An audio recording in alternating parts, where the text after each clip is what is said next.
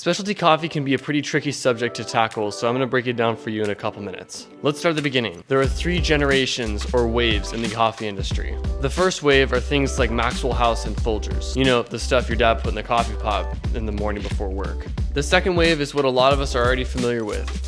Peet's, Starbucks, and Dunkin' Donuts are all great examples of the second wave. They provide their customers with batch brewed coffee and espresso paired with milk drinks that have flavorings such as vanilla, caramel, and hazelnut. The third wave is the most recent development in the coffee industry. This is specialty coffee. Specialty coffee emphasizes the coffee itself and tends to stay away from any flavorings and sometimes even milk depending on where you're grabbing a cup from. Most specialty coffee shops will highlight the natural flavor of the coffee by brewing it in a pour-over method or a high-end espresso. So what is specialty coffee? Is it some arbitrary phrase someone came up with to look good on a marketing campaign? Or is there a more concrete definition? Well, according to the Specialty Coffee Association, the coffee needs to meet a set of standards throughout its growing, roasting, and brewing process to be considered as specialty coffee. One of these standards is the 100-point coffee review scale, which, much like the scale set in place for beers and wines, puts a numeric value on the quality of the coffee. Coffee scoring 80 points or above on this scale is to be considered as specialty coffee. So what does this all mean for you? Why should you care about specialty coffee? Well, I'm here to tell you. Let's start with taste. Many of us think of a dark, acidic, and even bitter taste when it comes to coffee. And this has become almost universally known as the coffee taste. There is, however, something inherently wrong with that identity that we've given coffee. Coffee at its purest is a plant.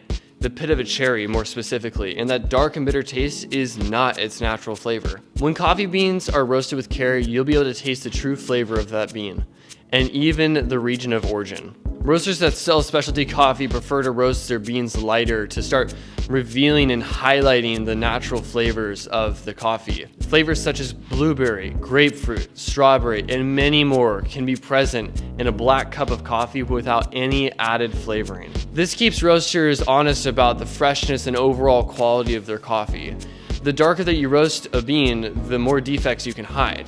Now that doesn't mean that all dark roasts are bad, but if you start to taste any smoky, ashy, or acrid flavor in your cup, the Specialty Coffee Association does categorize those notes as burnt on the coffee taster's flavor wheel. Specialty coffee encourages a healthier relationship between the consumer and the farmer.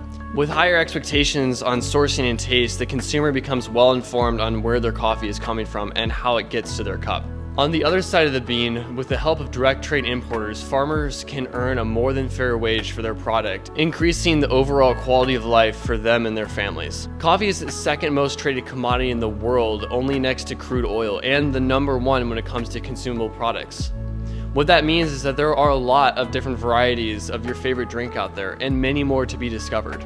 The world of specialty coffee is a blossoming one that wants to find the very best coffees in the world and to highlight them, and also to bring on a new standard of taste, trade, and community. I encourage you to start exploring coffee in a brand new way, to think about all the hard work and dedication that comes before that first sip of your favorite drink in the morning, and to seek out coffee that honors honesty and transparency in everything.